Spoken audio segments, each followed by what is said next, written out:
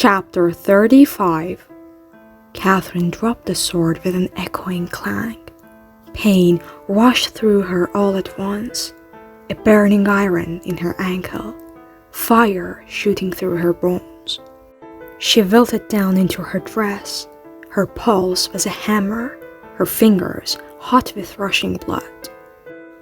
Another gasp from the crowd, a frightened hesitation. No one knew what to do. It was clear they were all waiting for someone else to make a decision, to be the first to move. A ruler, a leader, a king. But the King of Hearts stood in their midst, as pale and whimpering as any of his subjects. Kath realized she was crying. She could feel her nose dripping, but she didn't swipe at it. Let them see her blotchy skin and torn dress and the mucus that was to be expected after witnessing such a horror. Let them see. Jess stumbled toward her, ignoring their audience. He had a limp, which was even more peculiar than the smeared mask of coal. "Catherine, Catherine!" He hovered over her, eyes bloodshot. "Where does it hurt? Is it your leg?" She locked her jaw and nodded, though that slight movement sent her reeling with nausea. She collapsed onto her back and Jess disappeared from view, but she could feel him pushing up the hem of her dress, just a little, just enough to see. Kath started to laugh, shrill and hysterical. "Well now, that's hardly proper," she stammered, choking, tears rolling into her tangled hair. "Oh, stop and nonsense! It hurts!" Jess touched her ankle and she screamed. The world turned toward me and full of flashing light. The touch left her. Lady Pinkerton?" She groaned. Her head fell to the side and she saw the king and the white rabbit and Marianne stumbling down the stairs. Marianne was pale with fear, her apron balled up in both fists, her pretty new bonnet crooked on her head. Your Majesty," she said. She wished they would all go away, leave her alone. She wished for unconsciousness. "The Jabberwock!" That was as far as she got before another shot of pain had her reeling. The king hurried down the rest of the stairs and knelt at her side, taking her hand into his. "You were stunning." He pulled a handkerchief from some fold of his garb, but rather than offer it to Catherine, he dabbed at his own glistening brow.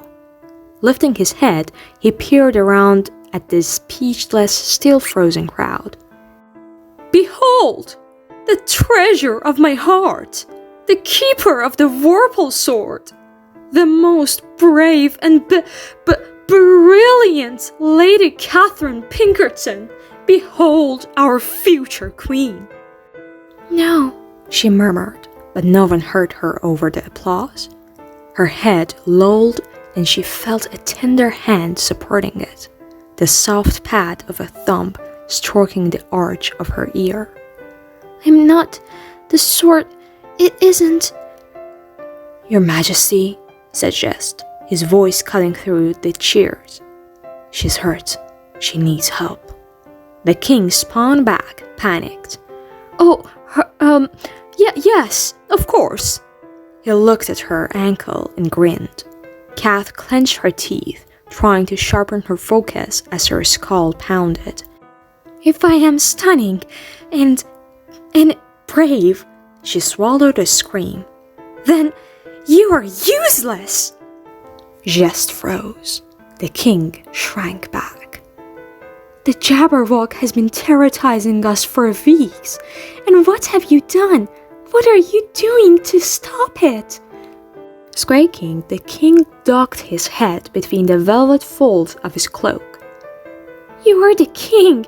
You have to do something." "Catherine," Jess settled a hand on her brow, smoothing back her wild hair. "Reserve your strength, Lady Pinkerton." Marianne appeared over the king's shoulder, her expression bewildered until she saw Kath's ankle. She pressed the hand over her mouth. It was only momentary before she steeled herself and turned to the king. "The pain is driving her mad, Your Majesty. Someone must take her to the surgeons. I'll call a carriage straight away." A carriage? Yes, said the king, his head bobbing, his mustache twitching with each breath. His chest heavied, and it seemed he might be sick, but he fought it back. Kath was crying again, dizzy from the pain. "The beast must be stopped before anyone else is hurt." "I'll take her," said Gest. "It will be faster." Marianne hesitated. "Faster than a carriage?" "Yes." He met Kath's gaze, his eyes tumultuous and vivid, and too yellow. She saw him gulp before he added, "We're desperate enough." Turning away, he grabbed the vorpal sword and thrust it back into his hat, which he yanked onto his head. The bells were too bright, too joyful, and they echoed sharply in Kath's ears. Jess swooped his arms beneath her. "Nonsense! You can't carry her the whole way!" cried Marianne. "I assure you I can," he said, and any further protests were drowned out by the roar of an earthquake beneath their feet, the crash and rumble of the theater floor suddenly erupting, around them, under them. A tower of stones thrust upward, trapping Gest and Catherine in the center. Her breath caught as she stared at the walls that cocooned them, where far above her she could see a jagged parapet and the theater chandeliers getting further and further away. They were sinking, but for the rumble of the ground, it felt as though they weren't moving at all. "How?" she breathed, sure she was hallucinating. "How are you?" Jess's brows were drawn tight as he peered down at her face. "I'm a rook," he said, as if this were answer enough. Then he whispered, "And I am sorry for this." He lifted her into his arms. Agony crashed through her all at once. A red-hot poker jammed into her leg. She screamed. Dizzy, throwing raw sparks shot up her limbs. Kath awoke crying and disoriented. The hard floor of the theater lobby was now soft, cool grass. She tasted salt on her tongue, felt the crumbly leftovers of tears on her cheeks. She was surrounded by trees and shrubs that towered palatially above her. The world smelled of dirt and growing things, plus a hint of something sweet, like warm molasses and ginger biscuits. She heard a creaking rope and grinding pulleys, but that could have been all the noise in the world. No birdsong, no crickets, no chattering voices. Head dropping to the side, she squinted open her eyes. She was in a meadow of sorts, the sharp blades of grass pressing into her temple. The world felt still. No breeze among the white flowers, no birdsong chiming from the trees. Though it had been evening when they'd arrived at the theater, the light was reddish gold here, trapped between day and night. Through her bleary lashes, she spotted an ancient well in the glen's center. Through her bleary lashes, she spotted an ancient well in the glen's center. Its stones worked through with moss and a family of mushrooms growing to one base. Jess stood beside it. His hat was on the ledge, and his sleeves were pushed up past his elbows, revealing tan skin above his dark gloves. He pulled on the rope, lifting the water bucket one crank at a time. From how he groaned, it was clear that either the bucket was very heavy, or the gears were very old, or his arms were very, very tired. He'd carried her here. How far was that? Kath had no idea where here was, or how much time had passed. Another shot of pain had her whole face tightening up. She whimpered. Almost there, Catherine, Jess said through his panting. He tied off the rope and she could hear the slop of liquid as he pried the bucket off the hook. Here we are. He teared toward her. Something spilled over the bucket's side and Kath could see years of buildup on the wood. Something sticky and caramel colored, not water. This isn't the peach, she said, trying to focus on something other than the pain. You were supposed to take me. This is better. He set the bucket beside her. Much faster than the sturgeons, I promise. Can you sit? Dizziness threatened her as Jess helped her sit, and for the first time she saw her leg. He had cut away her boot. The stocking, too, had been trimmed off at her calf, leaving her ankle bare. It hardly looked like her ankle at all. It was swollen and purple. Her foot was turned at an odd angle, and there was a massive lump on one side. The bone, she suspected, just shy of pushing through the skin. She whimpered again. Seeing the reality of it made the pain flare up all over again. Here, said Jess, reaching for a wooden cup inside the bucket. The dark liquid squelched and sucked as he pulled it out, dribbling like honey down the sides. Drink this. What is it? She asked. Treacle. Treacle? That isn't... Just drink it, Catherine. He sat beside her as she took the cup in her weak hand, her fingers sticking to the sides. Jess was so close, his knee was pressed against her thigh. His hand ready to assist her if she needed it. The treacle well, another impossible tale. A place where sweetened syrup bubbled up from the depths of the earth, containing mythical healing process. And Jess had found it. Jess knew where it was. How? Her mind was too hazy to think. She drank because she couldn't think of any reason not to.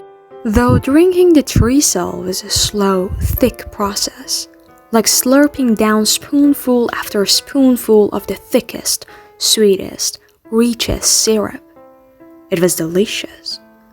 Oh, what she wouldn't give to make a treacle bourbon pecan pie with it. Or that clouty dumpling, just to prove to Mr. Caterpillar that he was wrong and the well did exist after all. As the syrup filled her stomach, its warmth seeped into her body. It spread through her limbs, growing hotter, like her muscles had been set aflame. It was its own sort of pain, but nothing like her shattered ankle. It's working, said Jess. She hardly felt it, the slow straightening of the joint, the shrinking of the lump, the gradual reduction of her swollen flesh. She slumped forward as the pain became bearable, then bordered on slight discomfort, then disappeared altogether. Jess brushed a strand of hair off her brow. How does it feel? She rubbed her ankle, gently at first, but growing bolder, then there was no flare of pain. She imagined how distraught her mother would be to witness such a thing, her daughter rubbing her bare ankle while alone in a strange place with a strange man. Better, thank you. Good. The simple word was full of an ocean's worth of relief. Jess stood and carried the bucket back to the well, replacing it on his hook. Thank you, he said.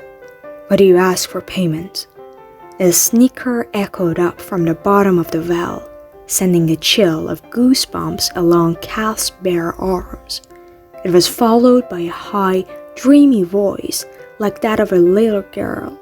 She sang, Elsie wants the lady's boot cut near in two.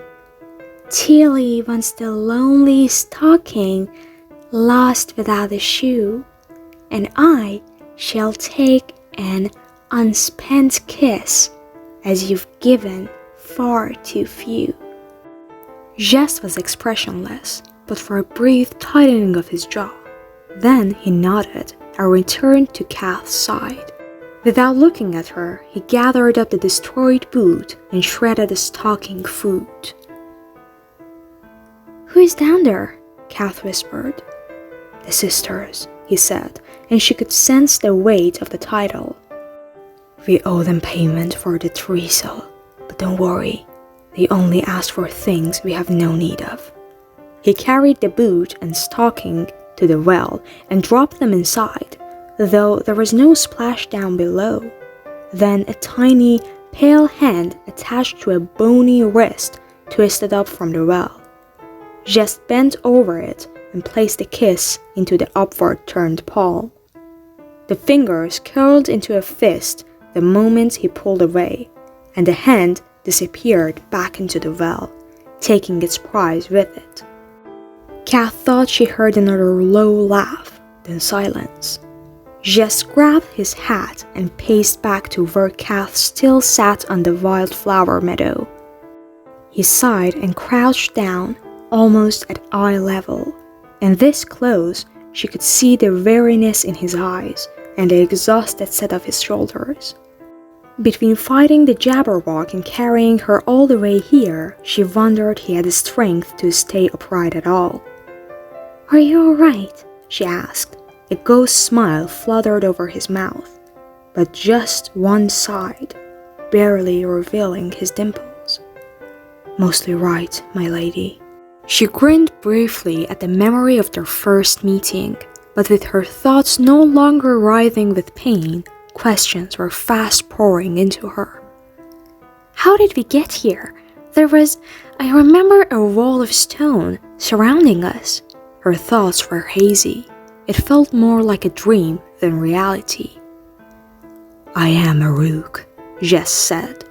"I can travel faster than any carriage, so long as the path is straight." She opened her mouth, but shut it again. She didn't understand, but she sensed he had been as clear as he could. So she started again. "The treacle well is real." He nodded. Do you think it could help the turtle?" Jess looked surprised at the question, but gathered himself quickly. "Hatta already tried, but the poor creature wouldn't follow him here. He wasn't desperate enough." "Desperate?"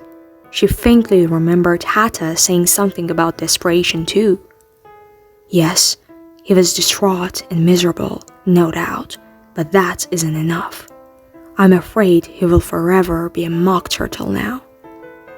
He rocked back on his heels and, as if afraid of what other questions Kath might be preparing, said, "If you think you're able to walk, I'll escort you home. Miss Marianne will be worried. No doubt, everyone will be by now." She glanced around. "How much time has passed since we left the theater?" "An hour or two, I think, but no timepiece will work here." "That can't be right. It's near daylight." Amusement glinted in his eyes. "Or it's near night. Never one or the other. At least, that's what Hatta told me. I've only been here once before, but it was the same then." "Never day or night," she murmured, looking around at the gold-lit grasses. "How can it be?" "I suspect time has never set foot in this glen. Perhaps he isn't willing to pay whatever price the sisters would demand." His voice lowered. "Or maybe he's never been desperate enough to find it." Kath dug her bare toes into the soft grass. "And how did you find it? You and Hatta?" His shoulders slumped, and, as if realizing that she was not about to leave, no matter how much time had or hadn't passed, he lowered himself to sit beside her. He peeled off his gloves and set them on the three-pointed hat aside. "Only the desperate will ever find this place. Hatta found it when he was desperate not to meet the same fate as his father. I brought you here because you were in so much pain, and I was desperate to make it stop." Her heart expanded. but she tried to squeeze it back into place. "And what about the first time you came here?" He peered back at the well and stared at it for a long time, a very long time, before returning his attention to her. He looked like he'd lost an internal debate. Finally, he said, "I was desperate to fulfill the request my queen had made of me, and the Teresa well is between times and between lands." He dragged in a long breath. "We are standing at the doorway to chess."